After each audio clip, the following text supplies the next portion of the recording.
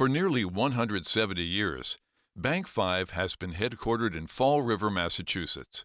BankFive first moved to 79 Main Street in 1912, with an expansion at 85 North Main Street in 1999, joining the two buildings. The transformation of this historic 120-plus-year-old corporate headquarters building, while maintaining history and embracing the future, has resulted in a modern, AI-driven headquarters for the community and patrons of BankFive, and is an investment in the city of Fall River.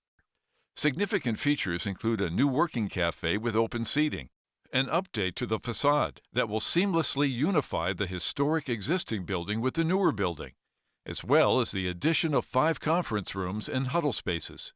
The schedule for this project had its challenges, specifically expanded scope in nearly every area of the project.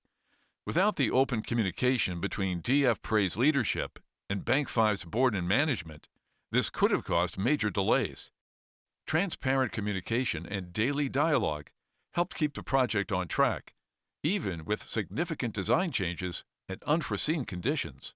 This project presented numerous logistical and external challenges that could have significantly impacted the safety, schedule, and success of the project, specifically coordinating and creating a plan for a crane pick to maneuver a prefabricated staircase into place through a window opening.